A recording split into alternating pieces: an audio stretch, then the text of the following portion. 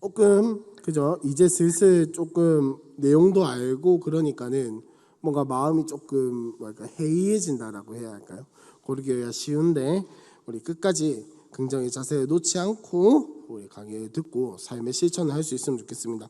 일단 우리 늘 하는 거 있죠? 다섯 가지 긍정부터 한번 외워볼까요? 다섯 가지 긍정이 뭐가 있었죠?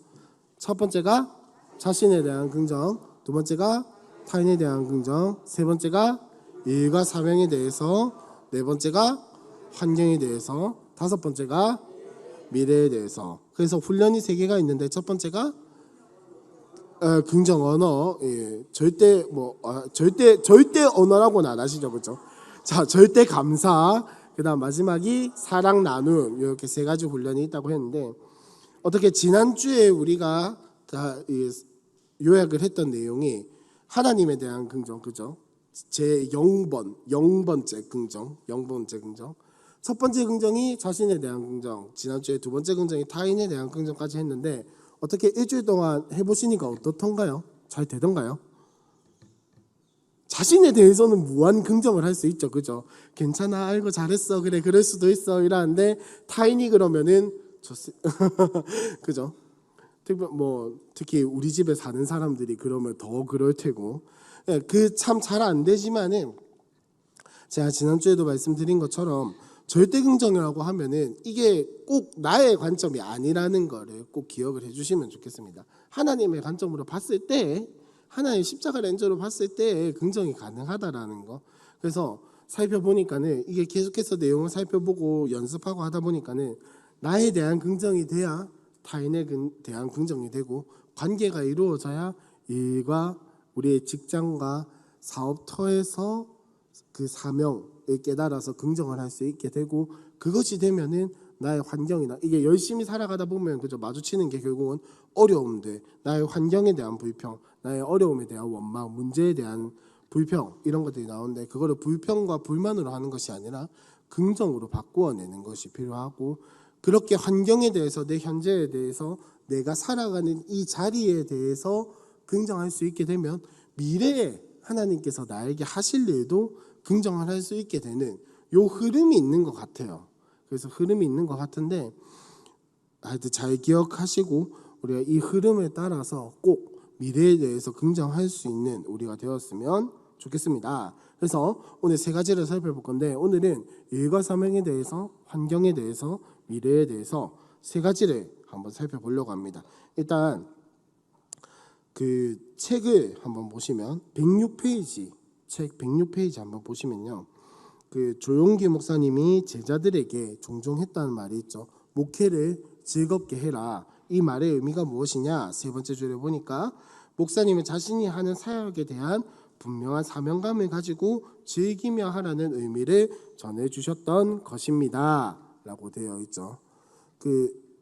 이경훈 청년 혹시 직업이 정확하게 뭔가요? 당황하지 마시고 본인의 직업을 이야기를 하시면 돼요. 하는 일이 뭐예요? 군함 엔지니어. 군함 좀 멋있죠, 그죠? 군함 엔지니어인데 혹시 재밌나요? 즐겁게 하고 있나요? 울지 마시고 울지 마시고. 그러니까 이 조윤기 목사님이 하는 이야기가 뭐냐? 군함 엔지니어링을 즐겁게 하라는 거예요. 힘들고 어렵지만은 왜 안 힘들겠습니까? 그러니까 조선소나 이쪽에서 일해보신 분들은 알겠지만은 진짜 그 조선소 왜 옛날에 벽보 같은 거 많이 붙어 있을 때 보면 숙식 제공하고 월급 많이 주는 직업은 딱 두 개밖에 없었어요. 뭐냐면은 건설 현장이랑 조선소 요거 두 개밖에 없었어요. 그래서 뭐 거제도 어디에 숙식 제공하고 월급 많이 준다 이러면 거의 대부분이 조선소였거든요. 그 이유가 뭐겠습니까? 그만큼 고되다는 거예요. 몸이 힘들고 어렵고 위험한 그런 직업이라는 건데 그것조차도 즐겁게 하라는 거예요. 왜? 하나님께서 나에게 주신 나의 사명의 자리이기 때문에, 나의 부르심의 자리이기 때문에 즐겁게 감당하라는 겁니다.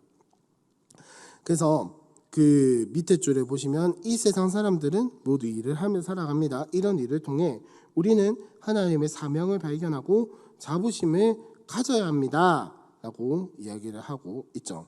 그래서 그 쭉 넘어가서 109페이지 첫 번째 줄에 그러나 뒤에서부터 보시면 자신의 인생에 있어 사명감을 분명하게 가진 사람은 어떠한 어려움과 고난이 와도 넉넉히 감당할 수 있습니다. 이 부분을 꼭 밑줄 치시고 기억을 하시면 좋을 것 같습니다. 자신의 인생에 있어 사명감을 분명하게 가진 사람은 어떠한 어려움과 고난이 와도 넉넉히 감당할 수 있습니다.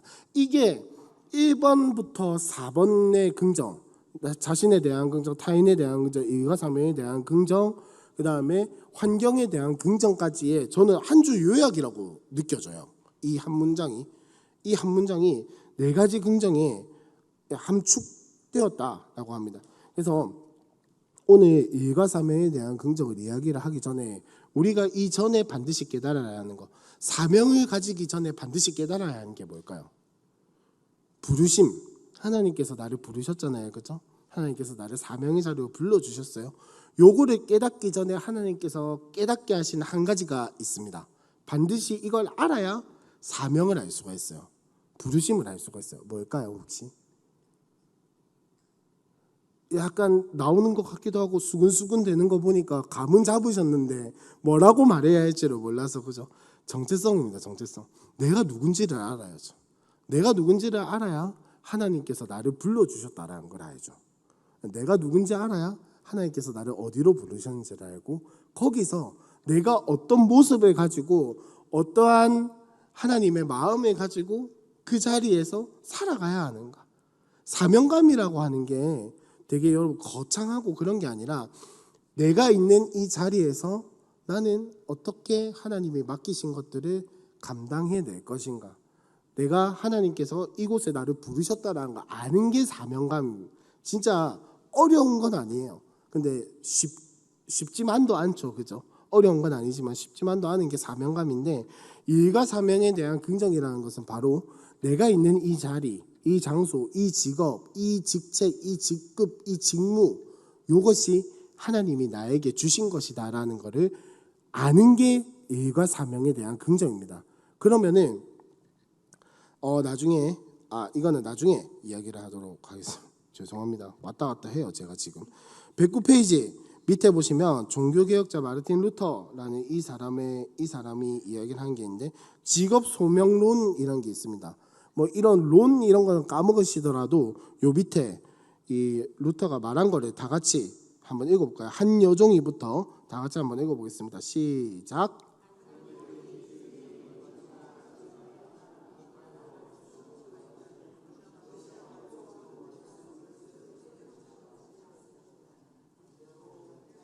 네. 자기 할 일이 무엇인지 알지 못하면서 교회당으로 가는 이들은 천국이 아니라 지옥으로 가는 자들일 수 있다. 이 말 무슨 말인지 이해가 혹시 되시나요? 혹시 무슨 말인지 이해가 되시나요? 그러니까 하나님께서 나를 어디로 부르셨다라는 걸 알고 그 자리에서 최선을 다하는 사람들은 그곳이 바로 하나님 나라를 누리는 것이고, 내가 하나님께서 어디로 부르셨는지 이런 걸 알 생각도 없이 그냥 내 마음대로 사는데 교육도 꾸준히 와, 이런 사람들이 오히려 지옥으로 가는 사람들일 수도 있다라는 겁니다. 자, 예를 한번 들어볼까요? 여러분 아마 여기 앉아 계신 분들 중에 상당수가 제가 알기로는 주일에 가끔 어쩔 수 없이 출근을 해야 하시는 분들로 알고 있어요. 여기에 계신 많은 분들이. 그러면 하나님 나라 천국에 못 들어가나요? 아니죠. 천국에 들어갈 수 있죠. 주일 빼먹는다고 해서 죽는 거 아니거든요. 구원 못 받는 거 아니거든요.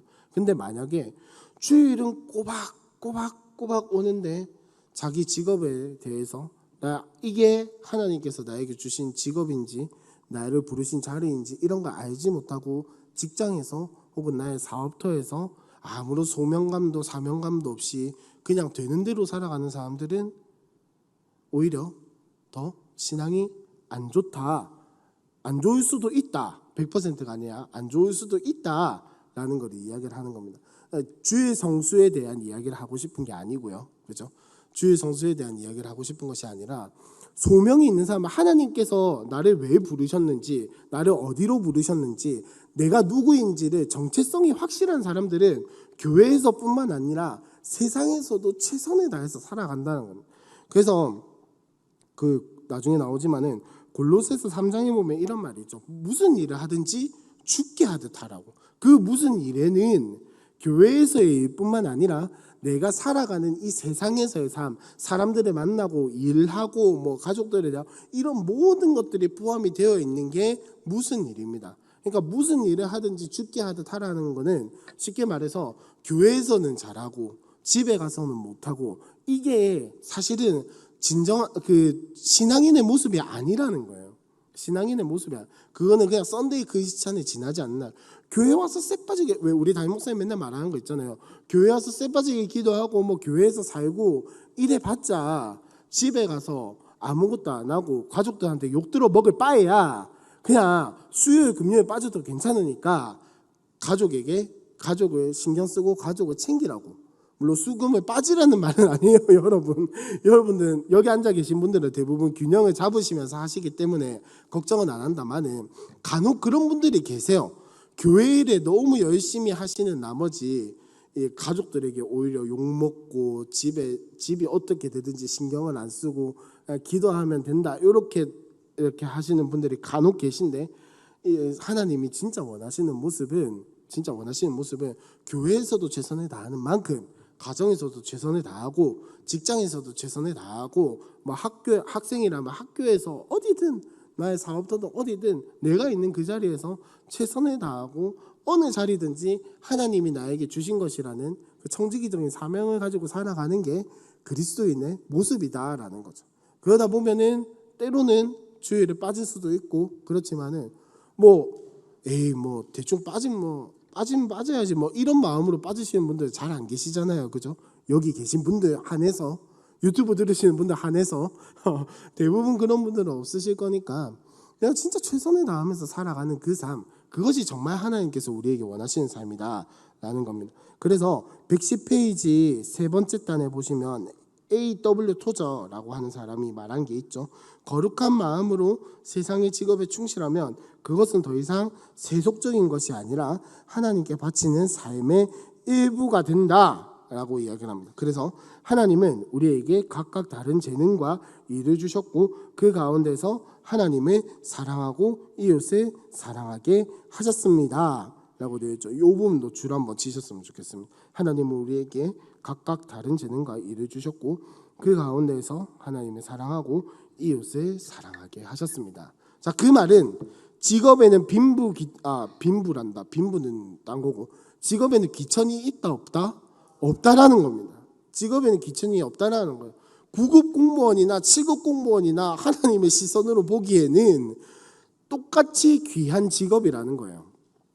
똑같이 귀한 직업이라는 거예요. 자, 여기서 우리가 교회를 다니다 보면은 많은 분들이 가끔 오해를 하시고 가끔 제가 부끄러워지는 상황이 발생하는 게 뭐냐면, 이 교육자님들을 존중해 주시는 그런 차원에서 이제 되게 귀한 직업, 이렇게 직업상 되게 귀한 어떤 이렇게 막 해주시는 거 감사하고 존중해 주셔서 너무 감사한데, 가끔 그런 경우가 있어요. 너무 요 교육자라는 직업, 목회자라는 직업을 너무 귀하게 본 나머지 다른 세상의 직업들보다 이 목회자라는 직업이 뭔가 더 거룩하고 더 낫고 더 위에 있는, 더 뭔가 하나님과 가까운, 요렇게 이제 말씀하시는 분들이 간혹 계신데 그렇게 하지 말아주세요. 저 굉장히 부끄럽습니다.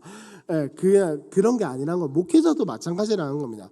여기에 이 책을 쓰신 목사님이 이야기를 하는 것처럼 하나님은 우리에게 각각 다른 재능과 일을 주셨을 뿐이에요.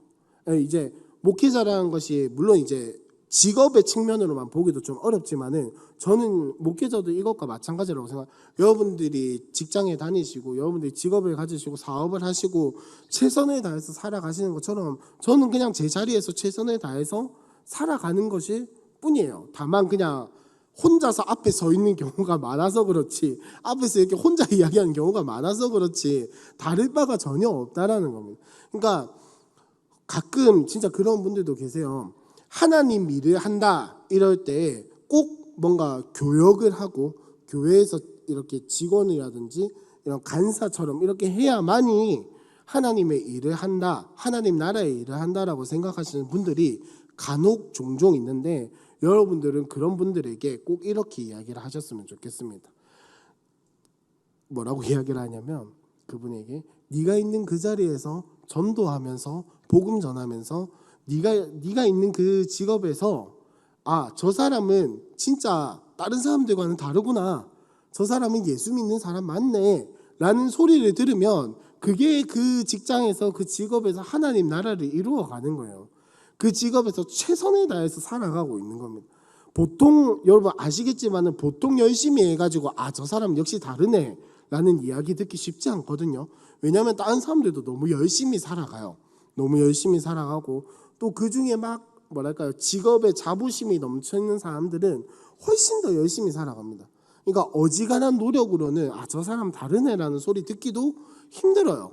그렇다고 해서 뭐 우리가 술자리 가가지고 술 마시고 막 이렇게 흔들고 뭐 이러기도 조금 그렇고, 그죠? 그렇다고 막 다른 사람들처럼 불법적이거나 편법적인 방법을 다 써가면서, 물론 어쩔 수 없이 쓰실 때도 있겠지만 거리낌 없이 막 쓰면서 다른 사람들보다 막 영업하시는 분들은 왜 그런 게 꼭 필수적이잖아요, 그죠? 뒷돈 이렇게 지어드리고 뭐라도 하나 해드려가지고 따내고 이런 것을 우리가 다 할 수는 없지만 그래도 다르다라는 소리를 들으려면 얼마나 최선을 다해야 하고 정직해야 하고 얼마나 더 남들보다 노력해야 하겠습니까? 그 소리를 듣는 것이, 그 이야기를 들을 수 있는 것이 바로 하나님께서 그 사람에게 맡기신 직업에서 가장 원하시는 일이라는 거예요. 가장 원하시는 일이라는 거예요. 그래서 111페이지 보시면은 직부심이 있어야 한다라고 이야기를 하죠. 내 직업에 자부심이 있어야 한다라는 거. 여러분,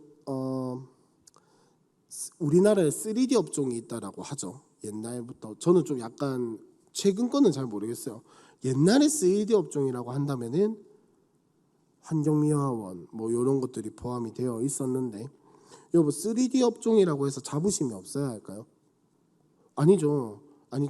옛날에 저는 아직도 정확하게 어디서 들었는지도 모르겠고 무슨 맥락인지도 모르겠고 아무것도 기억이 안 나는데, 옛날에 청소, 그 환경미화원 흔히 말하는 그 길거리 청소하시는 분에 대한 이야기를 들었던 게 기억이 나는데, 뭐냐면은 그분은 내가 이렇게 뭐 구급 공무원 안 좋은 직업, 뭐 이렇게 더러운 걸 치우는 직업 이렇게 생각하는 게 아니라 자기가 이렇게 길을 치워가면서 내가 치운 이 쓰레기 때문에 다른 사람들이 조금 더 뭐 환하게 걸을 수 있고 안 넘어지고 걸을 수 있고 안 다치고 걸을 수 있다면 난 그걸로 만족합니다. 이런 이야기를 하나도 아무것도 기억 안 나는데 딱 그 이야기만 기억이 나요.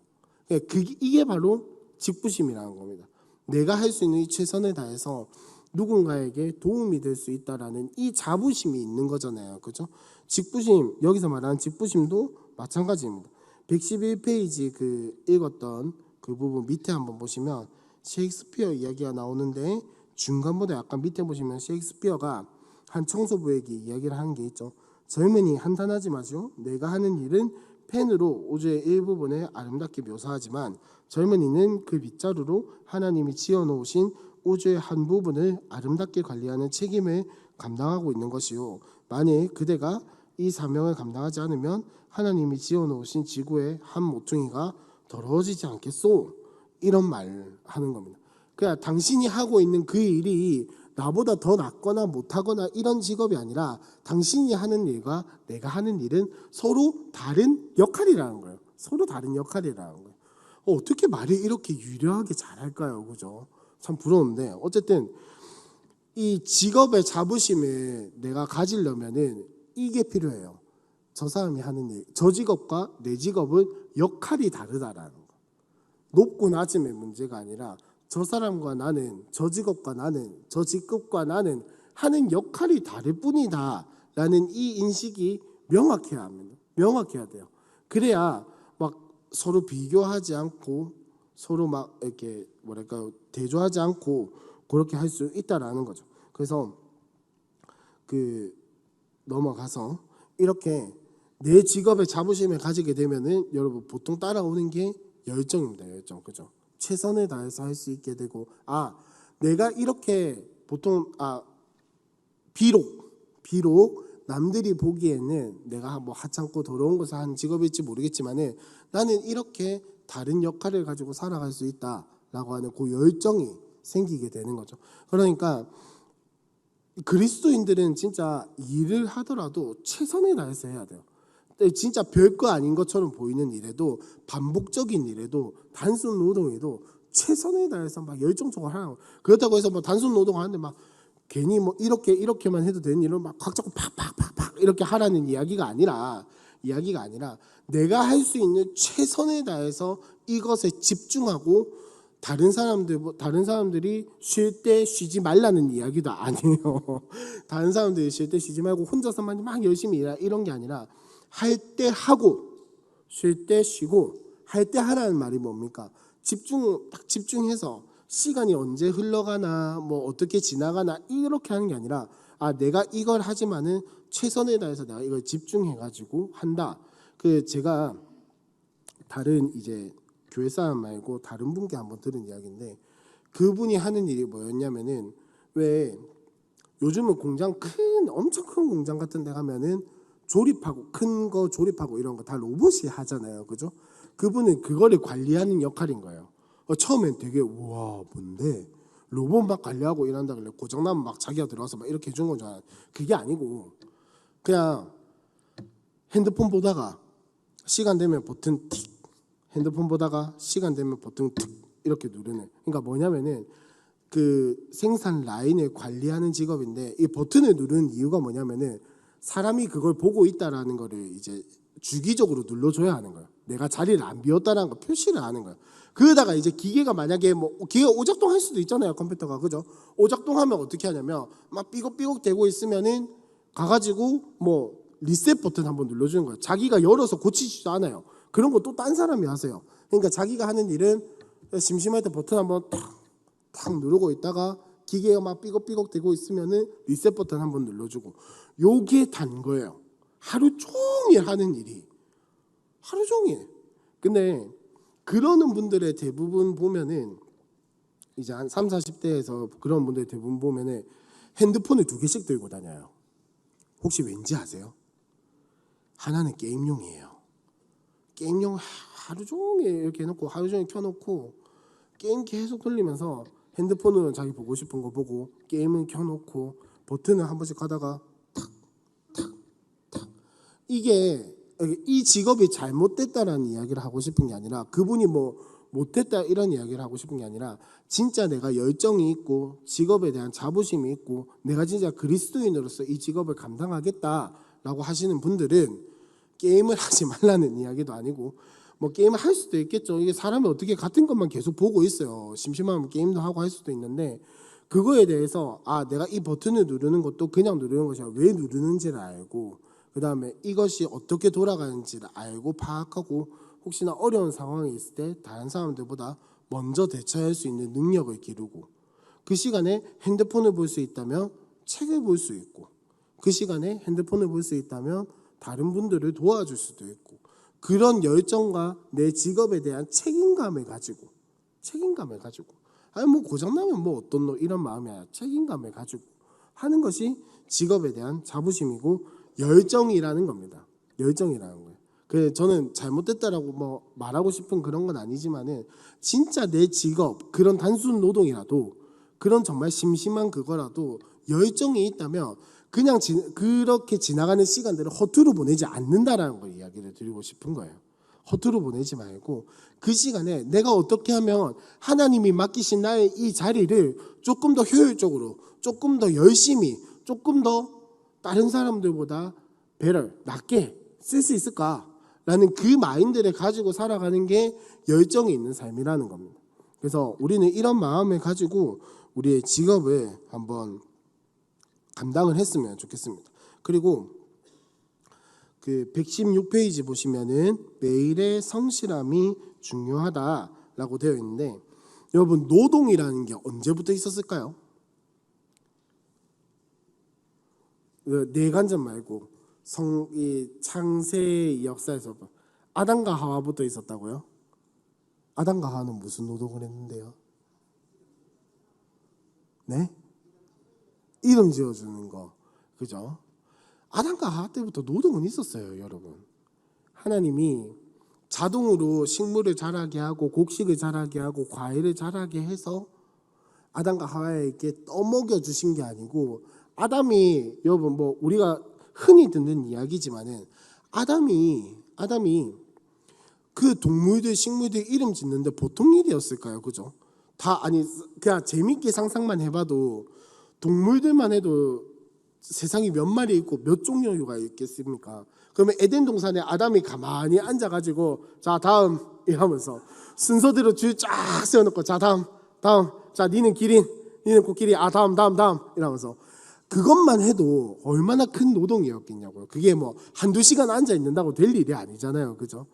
그렇게 하고 그 다음에 나중에 에덴 동산에서 아담과 하와가 쫓겨날 때, 에덴 동산에서 쫓겨나기 전에 마지막에 하나님이 뭐라고 이야기를 하시냐면 아담 보고 이렇게 이야기를 하세요.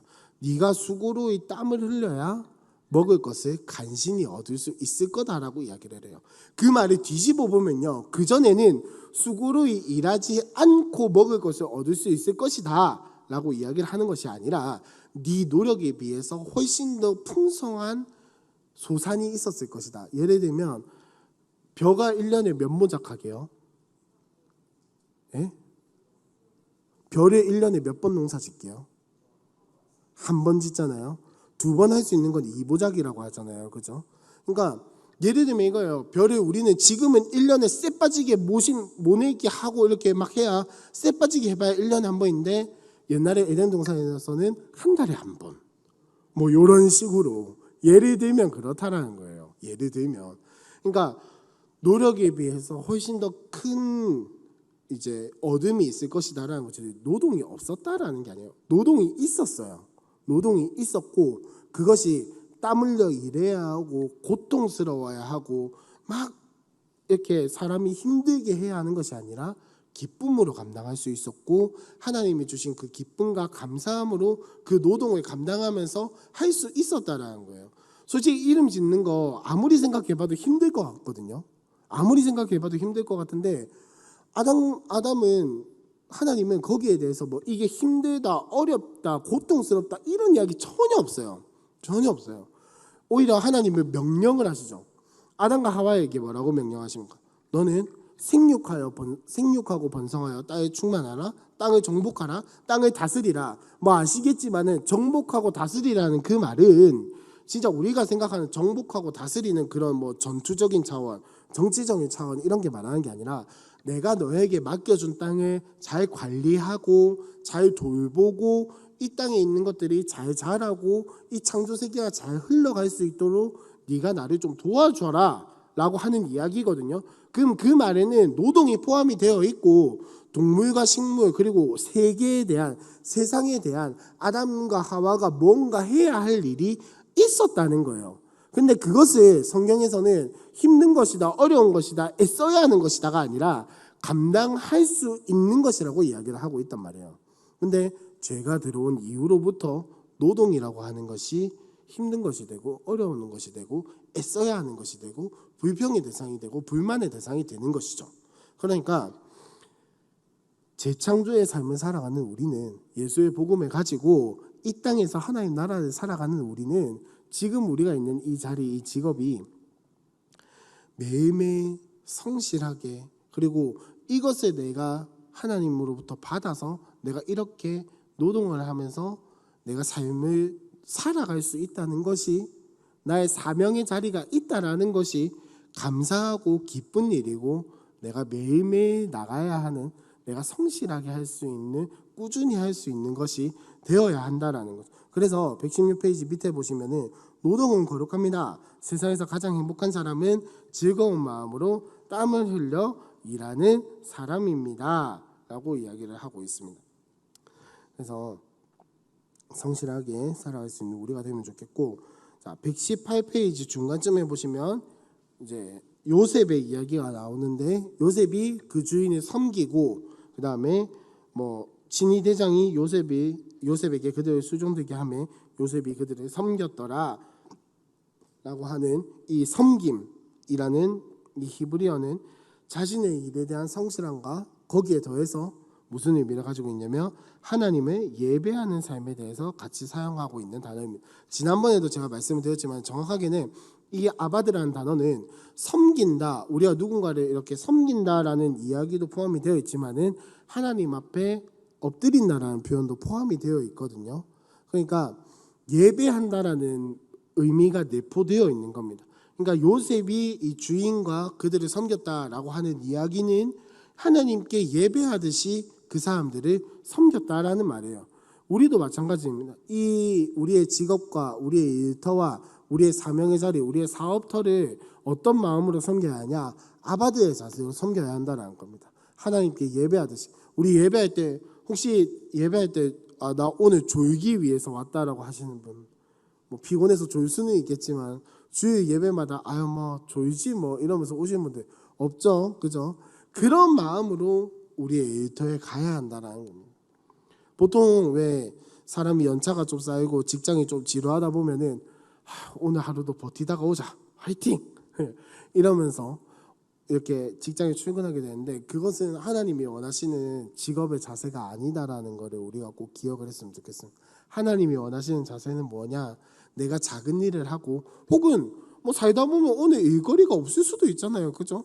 그런 날에도 내가 그냥 시간만 때우려고 하는 것이 아니라 어떻게 하면 내가 이 자리에서 하나님이 오늘 하루 나에게 맡기신 일을 감당할 수 있을 것인가? 작은 일이지만 내가 어떻게 최선을 다할 수 있을 것인가? 별 볼 일 없는 일이지만 단순 작업일 수도 있지만 내가 어떻게 하면 이 자리에서 하나님이 맡기신 이 노동을 감당할 수 있을 것인가?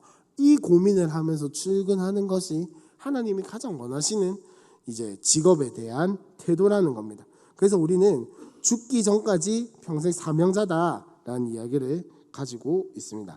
그래서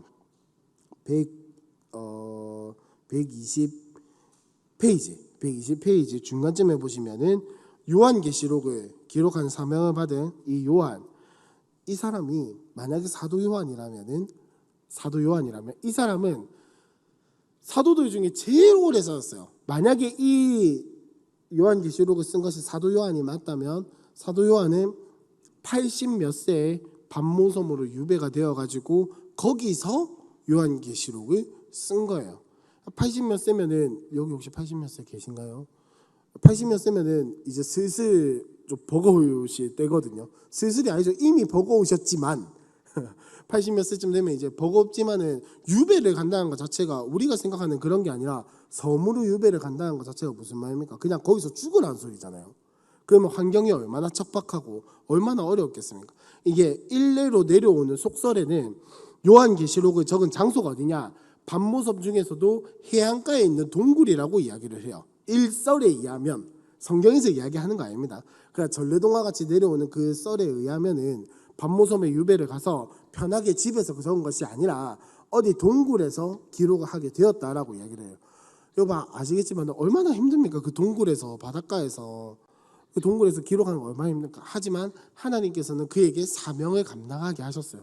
그래서 이 요한계시록을 작성하게 하셨고, 어떻게 보면은 조금 더 젊은 사람, 어떻게 보면 조금 더 좋은 환경에 있는 사람, 어떻게 보면 조금 더 글을 잘 쓰는 사람한테 이 요한계시록을 맡겨도 될 텐데 다 늙어서 유배당해가지고 이제 죽을 날을 생각하고 있는 그 사도 요한에게 맡기신 거란 말이에요. 우리는 죽기 전까지 하나님께서 우리를 이 땅에서 데리고 가시기 전까지는 끝까지 사명을 감당해야 하는 사명자라는, 내가 한번 75세쯤 되면 80세쯤 되면 하나님이 놔주시겠지라는 생각은 잠깐 내려놓으시고, 내가 죽기 1초 전까지, 0.1초 전까지 하나님은 나를 들어서 사용하신다라는 이 마음을 가지시고 우리가 살아갔으면 좋겠습니다.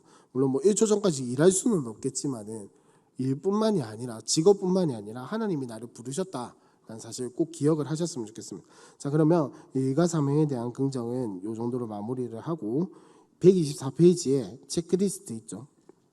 우리 지난주에 했던 것처럼 아직 기록이 안 되신 분이 있다면 한번 기록을 해보시고, 만약에 기록을 하신 분이라면은 내가 이때와 지금이 얼마나 다른지, 우리 체크리스트 체크한 거는 처음에 할 때 말고는 한 번도 체크 안 했거든요.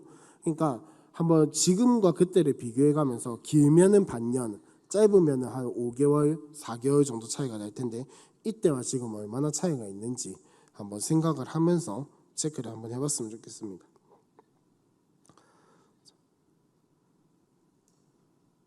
내가 하는 일이 하나님의 사명이라고 생각한다. 뭐 요거는 4번 일할 때 아이디어가 종종 떠오르는 편이다. 아이고 주여, 저에게 필요한 건데. 5번 일하기 전에도 일을 할 때도 하나님께 기도한다. 잠깐 체크를 하시면서 들으시면 일하기 전에도 일을 할 때도 하나님께 기도한다라고 하는 거는 여러분 기복적인 신앙을 이야기를 하는 게 아닙니다. 하나님 일 잘 되게 해주세요. 하나님 오늘도 뭐 돈 잘 벌게 해주세요. 이렇게 기도하라는 걸 이야기를 하는 게 아니라 시작할 때도 기도, 마칠 때도 기도라고 하는 것은 그 중간에 모든 시간을 하나님께 내가 드리겠다라는 거예요. 하나님께 맡기겠다라는 거예요. 그 마음을 가지고 기도를 하는 것이 필요합니다. 일단 요거에 대해서 조금 더 깊은 개념은 다음 환경에 대한 긍정할 때 이야기를 하도록 하겠습니다. 다 체크하셨을 거라고 생각하고 128페이지 환경에 대한 긍정으로 넘어갈 텐데, 자, 환경에 대한 긍정에서 보면은 주로 여기서 다루고 있는 내용이 뭐냐면은 문제와 어려움, 고난에 대해서 이야기를 하고 있죠.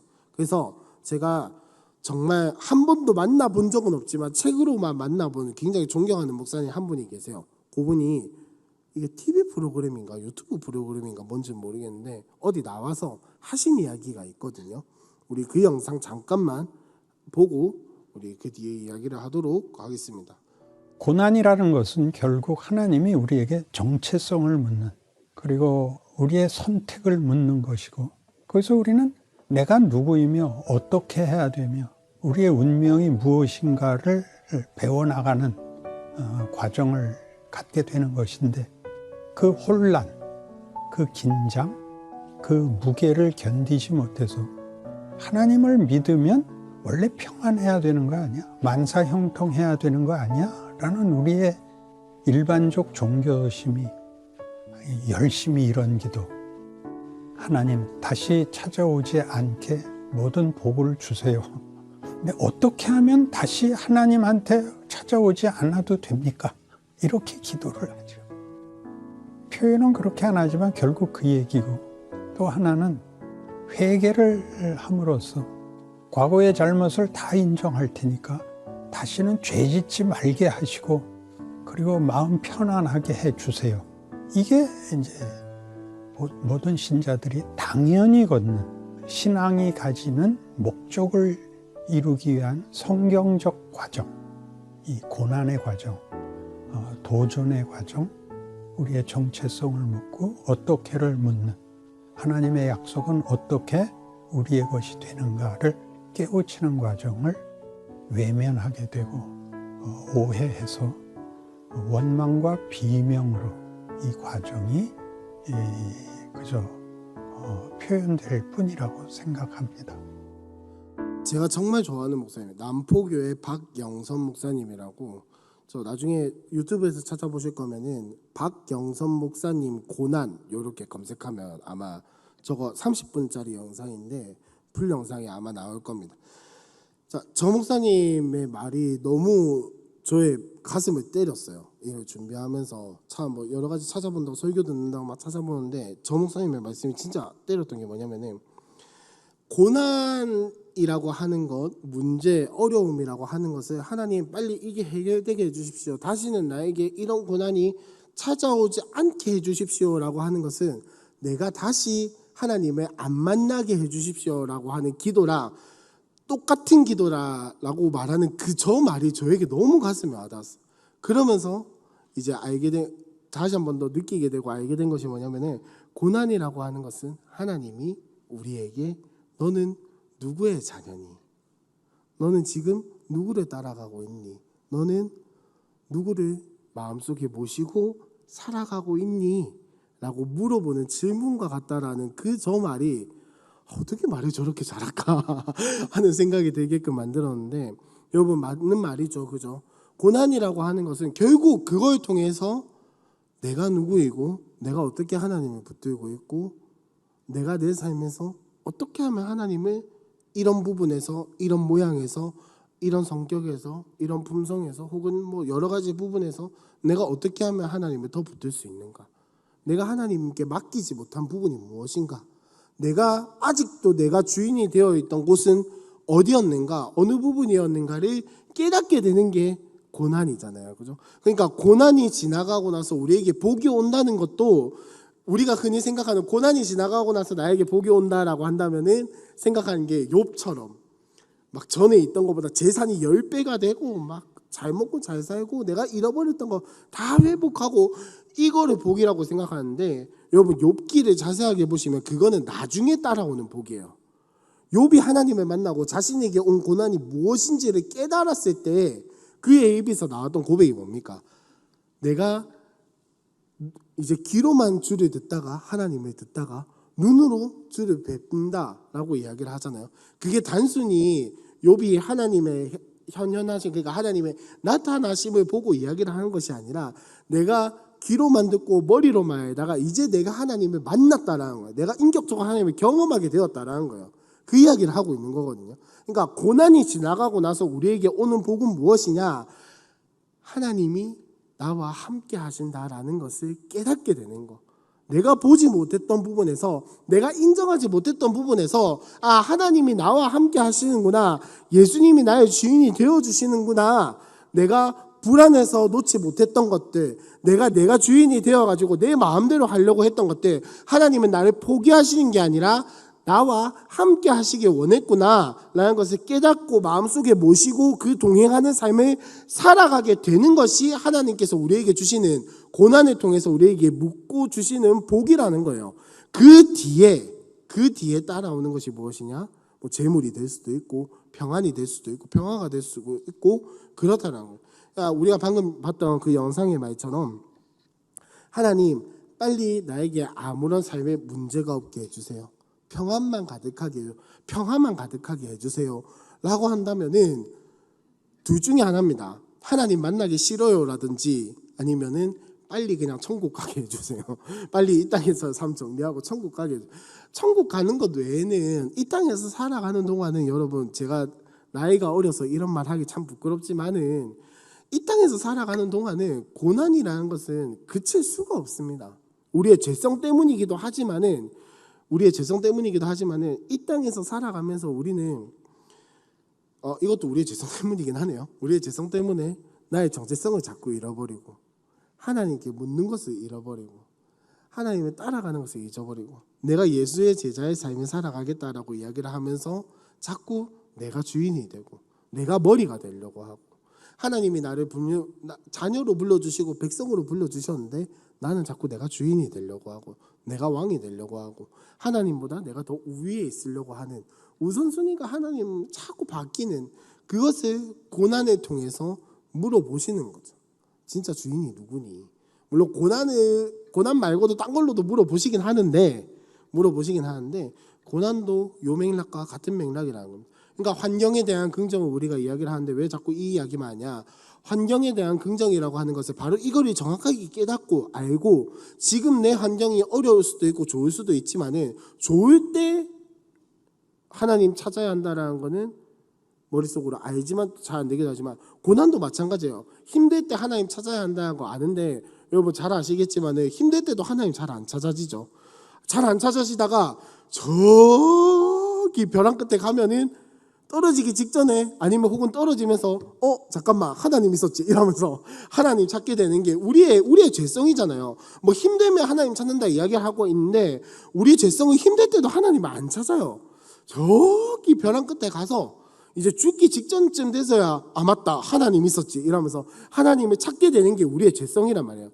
고난이라고 하는 것은 우리의 죄성을 아시고 하나님이 우리에게 오히려 죄성을 이겨내게끔 우리에게 주신 복이라는 겁니다. 뭐 그렇다고 해서 안 힘들다는 건 아니에요. 안 어렵다는 것도 아니고 힘들고 어려운 건 맞는데 이 고난을 저주할 것으로 보고 내 삶에 있어서는 안 되는 것이라고 여기지 말라는 겁니다.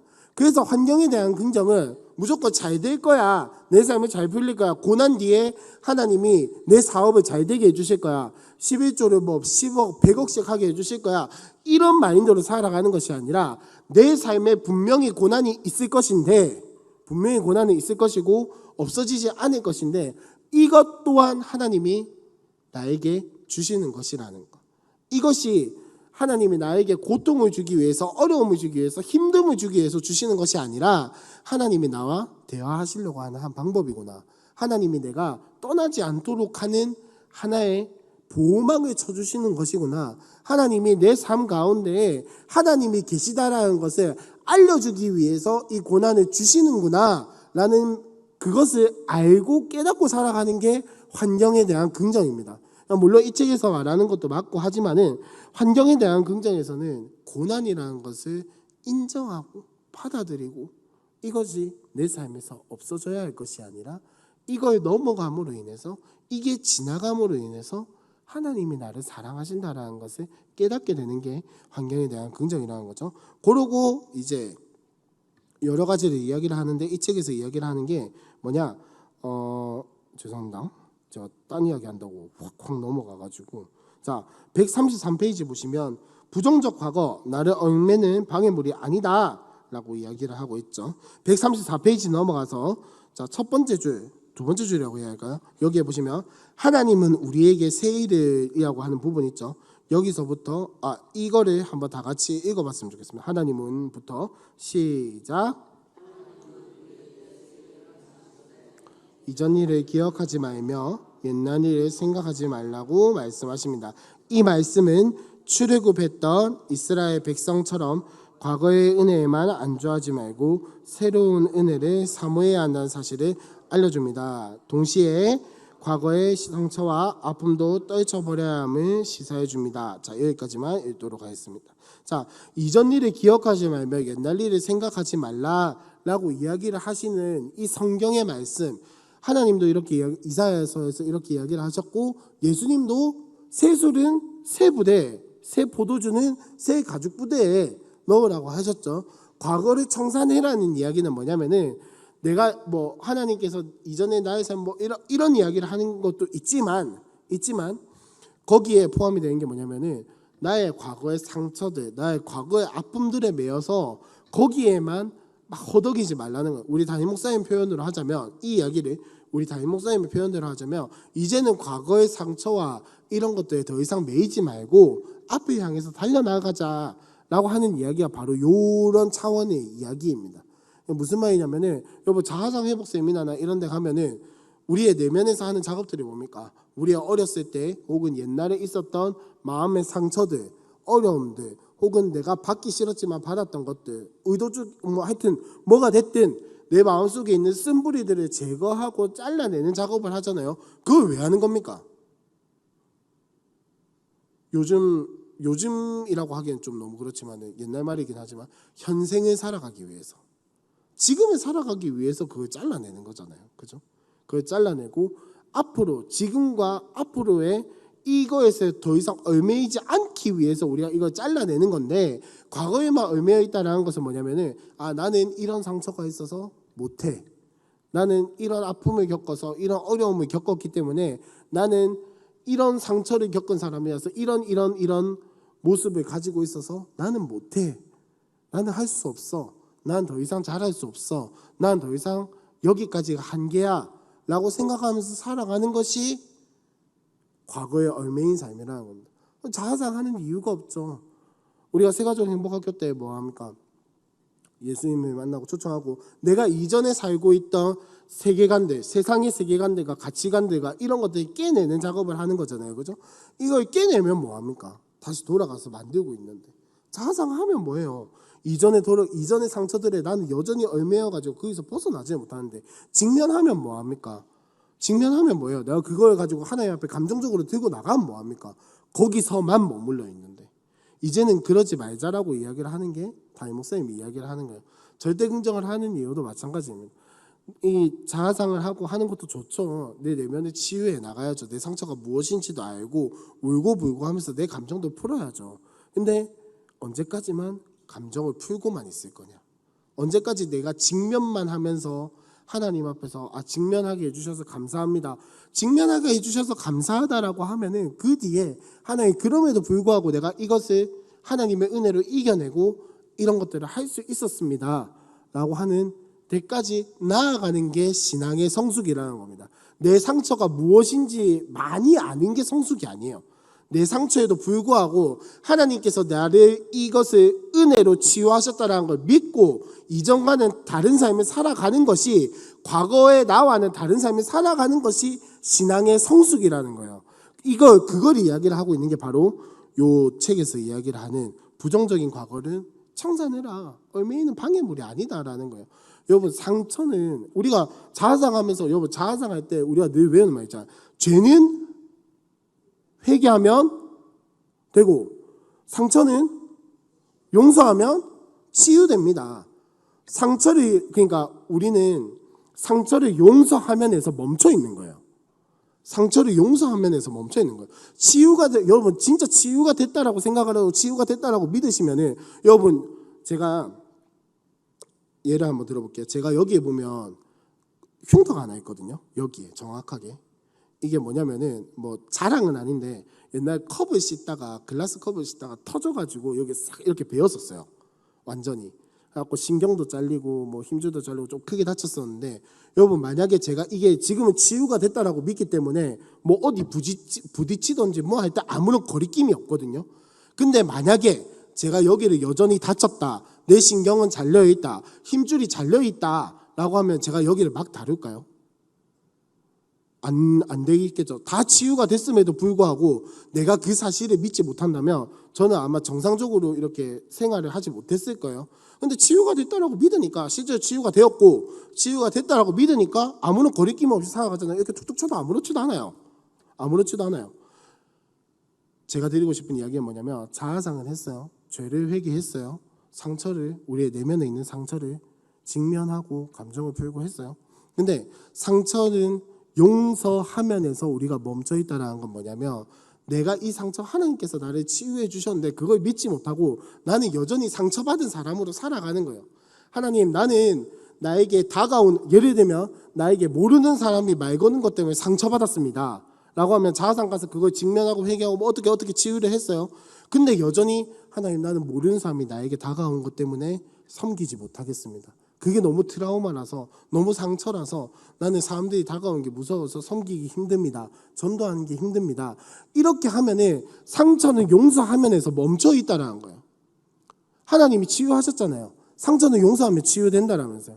하나님 앞에서 우리의 감정을 풀고 용서를 하고 했으면, 치유가 됐으면은 다른 삶을 살아가야죠. 치유가 됐으면 다른 삶을 살아가야죠. 제가 여기가 치유가 됐다라고 믿어서 아무런 거리낌이 없이 살아가는 것처럼 다른 삶을 살아가야죠. 근데 우리는 종종 많은 부분에서 이제 상처에 얽매여서 살아간다라는 거, 이제는 그거에서 뛰어넘어야 하지 않겠습니까? 상처를 용서했으면 치유가 된다라는 거를 우리가 입으로 선포하고 믿었으면은 더 이상 나는 과거의 어떠함 때문에 못합니다가 아니라, 과거의 어떠함에도 불구하고 나는 할 수 있습니다. 왜? 하나님이 나를 치유해 주셨고 나에게 은혜를 주시고 뛰어넘게 하시기 때문에. 요거를 우리의 마음속에 품고 살아가는 게 환경에 대한 긍정이라는 거예요. 어려운 게 우리가 늘 하고 있는 거지만 참 많이 놓치고 있는 부분들인 것 같아요.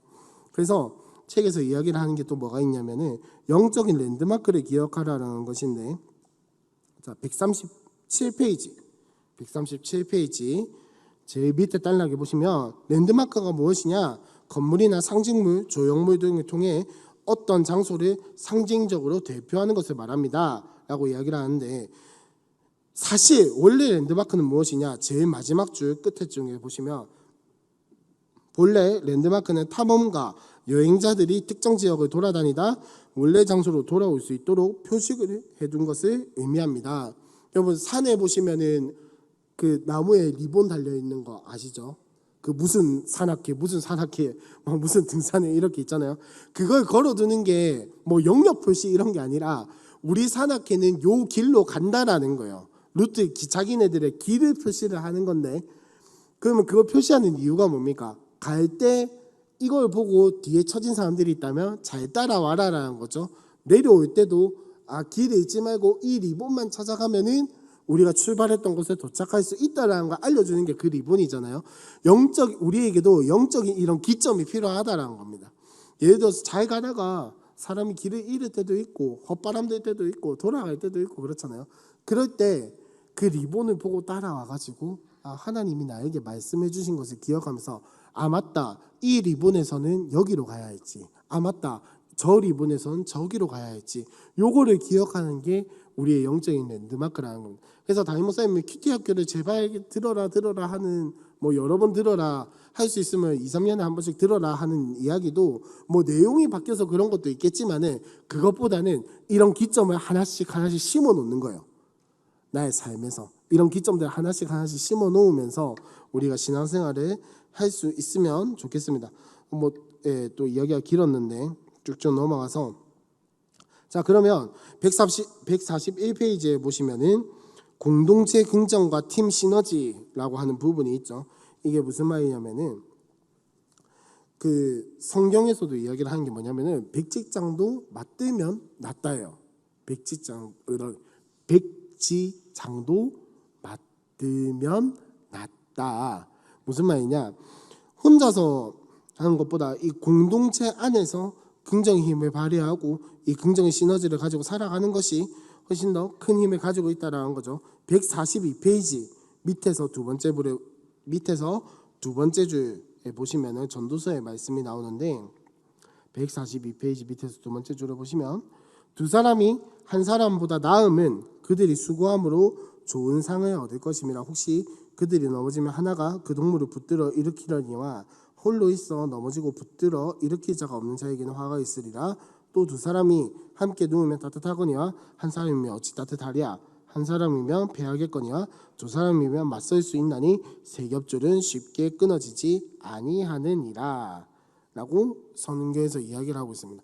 우리에게 공동체가 왜 필요하냐? 왜 사람이 한 명보다 두 명이 낫고 두 명보다 세 명이 낫고 왜 사람은 혼자보다 여러 명이 낫냐라고 하신다면, 하나님이 처음에 사람을 창조하실 때 어떻게 하셨는지를 보시면 돼요.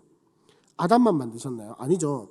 아담을 만들어가지고 뭔가를 시키기 전에 아담이 만들어진 걸 보시고 그것이 보기에 좋지 않다기보다 그것이 아쉬우셔서 한 게 뭡니까? 아담의 갈피뼈에 취해서 하와를 만드신 거잖아요. 그죠? 하나님은 사람을 애시당초 시작하실 때부터 공동체로 시작하셨다는 거예요. 그 이유는 무엇이냐? 그보다 훨씬 더 전에 창세기 1장에 보시면은 하나님이 사람을 만드실 때 누구의 형상을 따라 만드셨나요? 하나님의 형상인데, 정확하게는 성경에서 우리의 형상을 따라라고 이야기를 하고 있어요. 우리라고 이야기를 하고, 하나님이 우리라고 이야기를 하고 있어요. 이게 뭐 잘 아시겠지만 삼위일체 하나님을 이야기를 하는 거잖아요. 그죠? 하나님 자신이 공동체시기 때문에 사람도 그 형상을 닮은 거예요. 사람도 공동체를 피할 수가 없다라는 겁니다. 더 나아가서 예수 그리스도께서 이 땅에 오셔서 교회 공동체를 만드시게 된 그 부르심에 보면은 뭐라고 되어 있습니까? 예수 그리스도의 머리로 하는 한 지체라고 표현을 하고 있어요. 유기적으로 연결되어 있는, 하나도 버릴 것이 없는, 각각의 역할을 담당하고 있는 공동체로 우리를 불러주셨다라는 거예요. 그래서 그리스도인은 반드시 이 공동체를 경험을 해야 하나님 사랑을 온전하게 경험을 할 수 있습니다.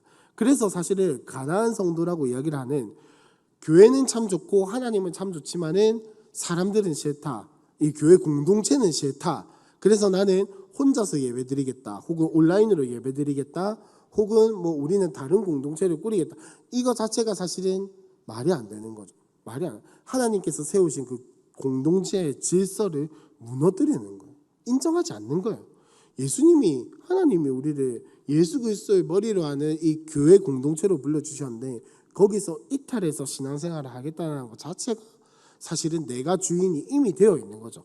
일단 그건 뭐 다음에 기회가 되면 이야기를 하도록 하고, 어쨌든 하나님은 우리를 공동체로 불러주셨기 때문에 우리가 삶을 살아가는 가운데 어려움을 만나고 고난에 부딪히고 할 때 우리가 이겨나갈 수 있는 또 다른 한 가지 방법은 뭐냐면은 공동체와 함께 이겨나가는 겁니다.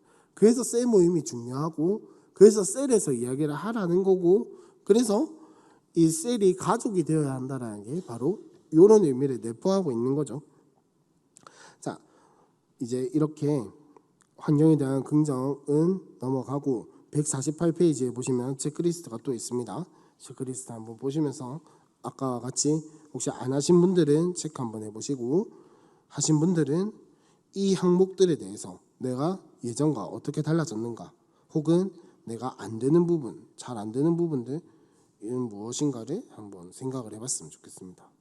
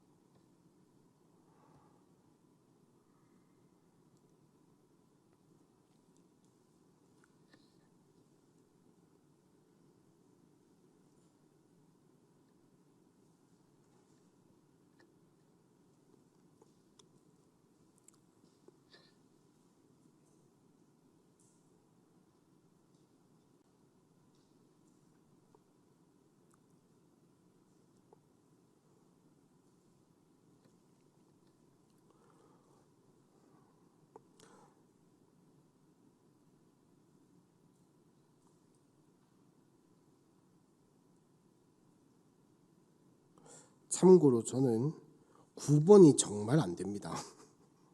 9번이 정말 안 돼요.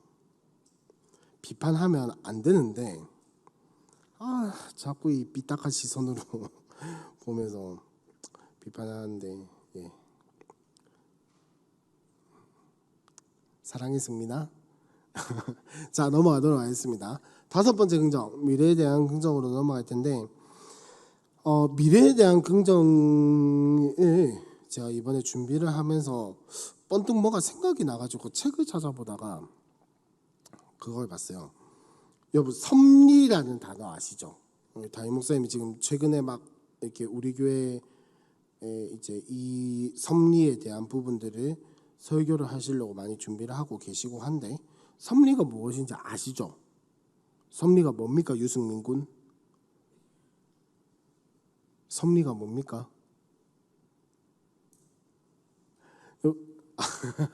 섭리가 뭐죠, 여러분? 아마 이게 그건데 이렇게 대부분 아마 이렇게 생각을 하실 거예요. 섭리가 뭐냐라고 물어보면 뭔지는 알겠는데 말로 표현 못하는 그런 거라고 생각. 쉽게 말하면 그거죠. 하나님께서 세상을 돌아가게 하시는, 하나님께서 세상을 운영하시는 원리라고 할까요? 계획이라고 할까요? 그렇게 할 수가 있겠는데 쉽게 말하면 계획, 어렵게 말하면 섭리 뭐 이렇게 이야기를 할 수가 있겠는데 그러면 하나님께서 섭리하신다라고 우리가 믿고 있고 하나님께서 나의 삶에 섭리하신다라고 고백을 하고 있고 한데 그러면 하나님께서 그렇게 섭리하시는 최종적인 목적이 뭘까요? 뭐 때문에 무엇을 위해서 하나님이 나의 삶에 그리고 이 세상에 섭리하고 계실까요? 혹시 그건 생각해 보셨나요? 하나님이 나의 삶을 다스리신다, 나의 삶을 통치하신다, 하나님이 나의 삶에 계획이 있으시다라고 늘 고백은 하는데 그 목적이 뭘까요? 하나님이 내 삶을 왜 다스리실까요? 왜 계획을 하고 계실까요? 왜 섭리하고 계실까요? 그렇죠. 그런 거 지금 생각하시는 그런 거 요거에 대한 답은 어디 있냐면은 로마서 1장 1절에 있죠. 로마서 1장 1절 이게 뭐죠? 예수 그리스도의 종 사도 바울은 부르심을 받아서 하여튼 그거 그죠? 그걸 우리가 로마서 소그룹에 들어가고 하면은 어떻게 바꿔서 이야기를 하죠? 예수 그리스도의 종인 나는 하나님의 부르심을 받아 택정함을 입어서 죄인이 하나님을 만나 용서받고 누리고 재창조의 삶을 살아가도록 택정함을 입었다. 저도 헷갈리네요. 하여튼 그 내용인데 자 여러분 여기서 중요한 것은 순서도 중요하긴 한데 이걸 외우고 있냐 못 외우고 있냐 이게 지금 중요한 게 아니고 자 죄인이 하나님을 만나서 용서받고까지는 과거예요. 누리고는 현재예요. 재창조의 삶을 살아가도록은 우리의 미래고 방향이에요. 그러면 하나님이 나의 삶을 다스리시고 나의 삶을 통치하시고 나의 삶을 섭리하시는 목적은 무엇입니까? 내가 재창조의 삶을 살아가도록 하는 것이 하나님께서 나의 삶에 섭리하시는 목적이겠죠. 그 재창조의 삶을 살아가고 재창조를 누리는 것은 어떤 사람에게는 아무런 문제가 없는 평안이 될 수도 있고 어떤 사람에게는 죽도록 고생하는 것이 될 수도 있고 어떤 사람에게는 가진 것을 다 잃는 것이 될 수도 있고 어떤 사람에게는 막 내가 원하지도 않았는데 얻게 되는 것일 수도 있고 어떤 사람에게는 좋은 집에 사는 것이 될 수도 있고 어떤 사람에게는 찢어지게 가난하게 되는 것일 수도 있고 어떤 사람에게는 건강하게 살아가는 것이 될 수도 있고 어떤 사람에게는 몸에 질병을 앓은 채로 평생 살아가야 하는 것이 될 수도 있고 무슨 말이냐면은 하나님께서 우리를 재창조의 삶으로 부르셨고 그 삶을 살아가게 하시고 그 삶의 목적은 무엇이냐면 그 가운데에서 하나님과 풍성한 교제를 누리면서 에덴 동산에서 아담과 하와가 경험했던 것이 무엇입니까? 하나님과 함께하는 거잖아요. 재창조를 하나님께서 우리를 재창조하신 이유가 뭡니까? 이전의 모습으로는 에덴 동산의 삶을 창조의 삶을 살아갈 수 없기 때문에 다시 창조해 주신 거잖아요. 그렇죠? 그러면 그렇게 한 목적이 무엇입니까? 창조의 삶을 누리게 하려고. 우리가 알고 있는 창조의 삶이 무엇입니까? 에덴 동산에서의 삶이 무엇입니까? 아무런 문제 없이 걱정 없이 행복하게 사는 그런 것도 물론 포함이 되어 있겠지만 그러면 좋겠지만은 진짜 이 삶 가운데에서 하나님이 우리를 부르신 그 삶이 무엇입니까? 어떠한 일에도 어떠한 시련과 고난에서도 어떠한 상황 속에 있더라도 내가 하나님과 동행하는 것, 내가 하나님과 교제하는 것, 이게 하나님이 우리에게 원하시는 것이고 원하신다라는 말은 우리의 삶을 다스리시고 통치하시고 그걸 하는 모든 과정을 통해서 그렇게 살아가게끔 하는 게 하나님의 목적이에요. 미래에 대한 긍정은 바로 이것을 믿고 살아가는 거예요. 이것을 믿고 살아가는 거예요. 나에게 어떤 일이 일어나도 내 삶에 어떤 그게 있어도 나는 하나님과 동행하는 삶을 살아갈 수 있다라는 그 언약의 말씀을 붙들고 살아가는 게 미래에 대한 긍정입니다. 내 삶이 내 미래가 당장 나의 내일이 나의 모레가 나의 3일 뒤가 나의 4일 뒤가 나의 일주일 뒤 한 달 뒤 1년 뒤 10년 뒤가 불안해 보이고 걱정돼 보인다 할지라도 결코 변하지 않는 한 가지 무엇이냐? 하나님의 언약의 말씀은 내 삶 속에 반드시 이루어진다라는 것을 붙들고 살아가는 게 미래에 대한 긍정이에요. 이 믿음이 미래에 대한 긍정이고 요거를 믿고 살아가려면 어떻게 하냐? 그 훈련 방식을 이야기를 하는 게 바로 요 책의 내용입니다. 그래서 우리가 그 꿈이라든지 미래에 대해서 가장 많이 이야기를 하는 게 뭡니까? 요셉이죠. 한번 보시면은 요셉은 죄송해요. 딴 데였구나. 하여튼 요셉이 그 무수한 어려운 삶을 살아가면서 어떻게 살아갔습니까? 그 자리에서 최선을 다 아까 봤던 섬기면서 살아가고 그죠? 최선을 다해서 살아갈 수 있었던 것은 뭐 그 꿈이 나에게 이루어질 것이다. 하나님이 반드시 이 꿈을 나의 삶에 이루어 주실 것이다라는 확신이 있지 않았을까라고 저는 상상을 한번 해봐요. 형제들이 나에게 절하게 되는 그 어릴 때는 천지분간 못할 때에는 막 그거를 형들한테 자랑하고 뭐 아버지한테 자랑하고 했겠지만은 그게 나중에 그의 나이가 차가고 고난으로 인해서 그의 마음이 성숙되어지고 연단되어지고 하면서 그는 그걸 보면서 무엇을 생각을 했을까요? 이것이 나의 삶에 이루어진 적이 없기 때문에 이것이 나에게 하나님께서 주신 꿈이 맞다면 이 일은 반드시 일어날 것이다. 근데 아직 자기가 안 겪었으니까 하나님은 나를 포기하지 않으셨구나 라고 하는 그 믿음이 있지 않았을까요? 그러니까 미래에 대한 긍정이라고 하는 것은 바로 이런 겁니다. 하나님의 언약의 말씀이 내 삶에 반드시 이루어질 것이기 때문에 나는 무슨 일을 겪든 어떠한 삶을 살아가든 어떠한 모습으로 있든 하나님께서는 반드시 나를 견인해 나가신다라는 거. 그래서 섭리라는 말과 함께 신학에서는 반드시 따라오는 말이 뭐냐면 견인입니다. 견인. 이끌어 주신다. 견인차 아시죠? 견인이란 말이 어려운 게 아닙니다. 우리 늘 레카차, 레카차라고 하는 그 차의 용도가 뭡니까? 더 이상 나갈 수 없는 움직일 수 없는 차를 그 레카차, 견인차가 끌고 가주는 거잖아요. 그죠? 섭리와 견인은 반드시 딱 붙어서 오는 이야기입니다. 하나님께서 나의 삶에 섭리하시기 때문에 나의 삶에 반드시 견인해 나가세요. 반드시 무슨 일이 있든 간에 그걸 이야기를 하고 그걸 믿는 게 미래에 대한 긍정이에요. 나의 삶에 어떤 일이 있어도 하나님이 견인해 나가신다라는 그 믿음을 가지고 살아가는 게 바로 미래에 대한 긍정입니다. 그래서 저기 무엇이냐, 그 153페이지에 보시면은 기적은 기대하는 자의 것이다라고 이야기를 하죠.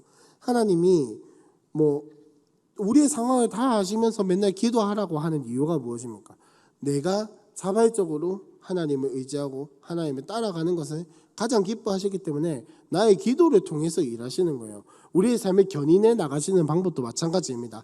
하나님을 신뢰하고 하나님을 의지하는 자를 하나님을 견인해 나가게 원하세요. 레카차는 억지로 차를 끌고 가지만은 하나님은 우리를 억지로 끌고 가시는 게 물론 이제 때로는 그래도 지독하게 말을 안 들으면 억지로 끌고 나가실 때도 있더라고요. 근데 그러지 않고서야 어지간한 경우에서는 하나님을 자발적으로 내가 이렇게 하나님을 따라가길 원하세요. 하나님 나를 견인해 주세요라고 하길 원하신단 말이에요. 그래서 기적은 기대하는 것이다 라는 말은 뭐냐면은 하나님을 신뢰하고 하나님을 의지하고 하나님을 맡기는 자에게 하나님이 반드시 일하신다라는 이야기를 하고 있는 겁니다. 그 다음에 저기 이 책에 보시면은 죄송합니다. 자 166페이지에 보시면은 꿈을 시각화하고 구체적으로 기도하라라고 이야기를 하고 있죠. 자, 이거의 대표적인 예가 뭐냐면은 이 책에도 나오지만은 자, 위에서 세 번째 줄에 보시면은 하나님은 아브라함의 믿음을 훈련시킬 때 믿음으로 그림을 그리는 훈련을 시키셨습니다. 밤하늘의 별들을 바라보게 하시고 또 바닷가의 수많은 모래알들을 바라보게 하셨습니다 라고 이야기를 하죠. 하나님께서 아브라함을 부르실 때 뭐라고 이야기를 하십니까? 내가 너의 자손을 그냥 많아지게 하겠다라고 이야기하지 않으세요? 자, 나와봐봐. 밤에 나와봐봐. 하늘의 별 보이나? 내가 저 별과 같이 너의 자손을 많아지게 하겠다. 지금 같은 별을 생각하시면 안 됩니다. 뜨문뜨문 있는 별 말고 뜨문뜨문 있는 별 말고 옛날에 뭐 아시겠지만은 그 우리나라에 안반대기라고 하는 곳이 굉장히 유명하거든요. 그런 데가 있습니다. 안반대기라고 있는데 거기서 밤에 하늘을 보면 그렇게 별이 잘 보인대요. 그렇게 별이 잘 보이는 그런 곳이 있는데 거기서 여러분 아시죠? 옛날에 막 시골 같은 데서 별 보면 엄청 많잖아요. 그죠? 그런 별을 그거보다 훨씬 더 많은 별이었겠죠. 그때는 뭐 이렇게 온실가스 뭐 이런 게 없었을 테니까 그런 별을 보여주시면서 내가 저 별들과 같이 너의 자손을 많아지게 하겠다. 해변가로 데려가셔가지고 모래사장을 쫙 보여주시면서 내가 너의 자손이 이 모래알들과 같이 많아지게 하겠다라고 이야기를 하시는 이유가 뭡니까? 아브라함이 그것을 보고 이 약속을 붙들게끔 하는 게 그걸 보여주는 목적이잖아요. 그러니까 별들과 같이 모래알 같이라고 하는 것이 단순히 숫자적인 개념일 뿐만 아니라 아브라함에게 약속을 붙들 수 있는 한 가지의 어떤 이미지를 심어주신 거예요. 하나님께서 우리에게도 마찬가지로 이야기를 하세요. 언약의 말씀, 성경의 이야기들 여러분 사실 탁 깨놓고 이야기를 하면 이 하나님을 믿고 이런 거 굳이 이런 스토리를 하면은 더 이해가 쉽긴 하지만 이런 스토리를 통해서 성경을 적어주신 이유가 뭘까요? 이런 뭐랄까요 사례집이라고 할 수 있겠죠. 굳이 이야기를 하자면 이 성경의 사례집들을 통해서 하나님이 나의 삶에 견인해 나가시고 나의 삶에 섭리하시고 나를 예수님을 보내주셔서 나를 사랑하시고 이런 모든 것들을 알려주시는 이미지를 딱 심어주는 거예요. 믿음으로 전쟁터에 나아간다 라고 하면 누가 딱 생각납니까? 다윗. 그죠? 또 뭐가 있을까요? 뭐 힘든 상황에서 뺑뺑이를 돈다 이러면 뭐가 생각날까? 모세와 이스라엘 백성들. 그 가운데 부어주신 하나님의 은혜, 만나, 메추라기, 불기둥, 구름기둥 뭐 이런 것들이 이미지로 탁탁 생각나면서 우리가 기도할 때 이런 말 많이 하잖아요. 하나님 모세와 같이 아론과 같이 여호수아와 같은 믿음을 주십시오. 갈렙과 같은 믿음을 주십시오 라고 이렇게 기도하는 이유가 뭡니까? 그렇게 기도하면 좀 더 잘 와닿잖아요. 그죠? 그렇게 성경을 이야기를 하고 믿음에 대해서 이야기를 하면 좀 더 잘 와닿잖아요. 이런 표현을 우리만 쓰는 게 아니라 히브리서 11장에 보면 히브리서 기자가 유대인 그리스도인들한테 믿음에 대해서 설명을 할 때 누구의 예를 들어서 설명을 합니까? 저기 옛날에 창세 때부터 노아 때부터 시작해가지고 가인과 아벨부터 시작해가지고 쭉 아브라함 때까지 예를 들어서 설명을 해주잖아요. 왜? 그들의 배경 지식에서는 그 창세기 이야기가 가장 와닿는 이야기거든요. 그러니까 그 예를 들어서 예수 그리스도를 믿는 믿음에 대해서 설명을 해주고 있는 거예요. 하나님이 우리에게 이런 방식을 사용하고 계시다라는 거고 성경이 그런 역할을 하고 있다는 겁니다. 그러니까 우리는 언약의 말씀을 붙들 때 그냥 외우기만 하고 주문처럼 생각하는 것이 아니라 하나님께서 나의 삶에 주시는 그 약속의 메시지에 대한 이미지를 분명하게 하고 붙들고 기도하고 믿고 나아가야 한다는 거예요. 그게 만약에 어렵다라고 한다면은 성경에서 한 인물 혹은 한 사건 뭐 한 가지 예를 붙잡고 그냥 붙들면 되는 거예요. 하나님 나에게 이런 말씀을 주셨으니까 나도 뭐 누구와 같은 삶을 살아가게 해주십시오. 나도 이런 복을 주십시오. 누구와 같은 복을 주십시오. 라고 붙들면서 기도할 수 있게 되는 거예요. 넘어가서 그래서 미래에 대한 긍정에는 아까 이야기를 했던 환경에 대한 긍정과 마찬가지로 사실은 고난이 이것에 반드시 동반한다는 걸 꼭 기억을 해야 할 테고, 자 마지막으로 168페이지에 보시면 앙꼬라 인파로라고 되어 있는데, 자 이 단락의 내용이 무엇이냐?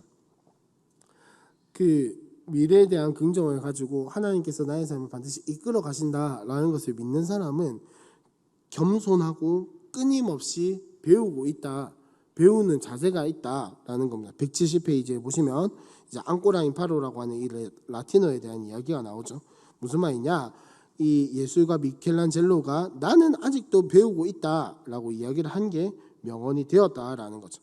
그래서 이 미래에 대한 긍정을 가지고 하나님께서 나를 이끌어 가신다라고 믿고 앞에 했던 것들, 자신에 대해서 긍정하고 타인에 대해서 긍정하고 일과 사명에 대해서 긍정하고 환경에 대해서 긍정을 하면 어떤 삶을 살아갈까? 최선을 다해서 자신의 자리에서 열심히 살아가겠죠. 그런 사람은 어떤 삶의 자세를 가지고 있냐? 겸손함과 더불어서 항상 배우려고 하는 자세가 있다라는 거.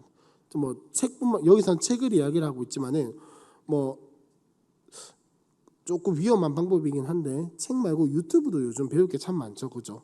저는 뭐 하여튼 유튜브로도 배울 게 참 많고 요즘 뭐 인터넷 강의도 있고 학원도 있고 여러 가지가 있는데 꼭 책뿐만 아니라 근데 보통 책이 조금 접근하기 쉽고 하긴 한데 뭐 어쨌든 책이라든지 항상 배움의 기회를 놓치지 않으면서 살아간다는 겁니다.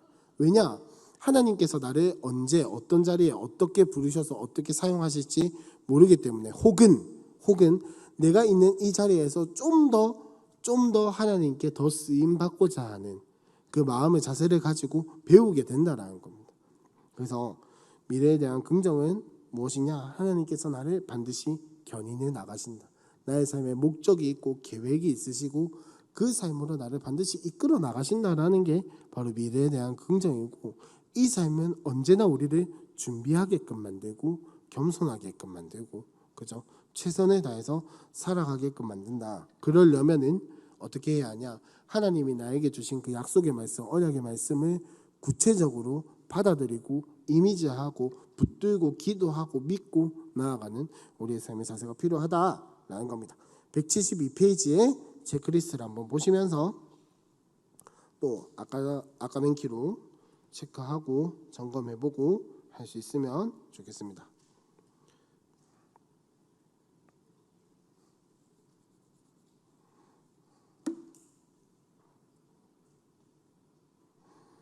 자, 4번에 보시면 성령 안에서 기도할 때 내 안에 거룩한 소원이 일어남을 느낀다라고 돼. 제가 빼먹었는데 이 미래에 대한 긍정을 가지고 꿈을 가지고 비전을 가지고 살아가는 사람들, 사명을 가지고 살아가는 사람들은 그 마음속에 반드시 성령이 함께 하십니다.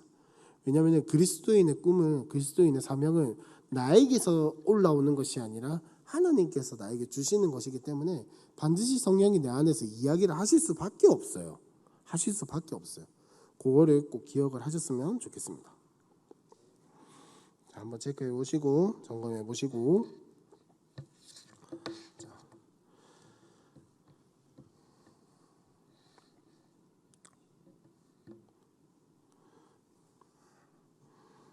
오늘까지 5가지 긍정을 이제 뭐 모르겠어요. 잘 했는지 뭐 어쨌는지 모르겠는데 하여튼 요약을 해봤고, 다음 주에는 이제 훈련에 대해서 한 번 더 요약을 해보려고 합니다. 어쨌든간 우리가 이 절대 긍정의 삶을 살아가면서 무조건 잘 될 거야, 뭐 어려움이 없을 거야, 이게 아니라 하나님께서 나의 삶에 어떻게 일하시는가를 발견하고 보고, 지금 내 상황과 내 어려움과 내 모습만 보는 것이 아니라 그 뒤에 계신, 그 너머에 계신 예수님을 바라보면서 살아갈 수 있는 우리가 되었으면 좋겠고, 내가 이렇게 살아가려고 했는데 잘 됐던 것 혹은 못 되었던 것 어떻게 하면 좋을지 의논해보고 고민을 한번 이야기를 해보는 시간에 우리 박수로 조모임하러 가도록 하겠습니다.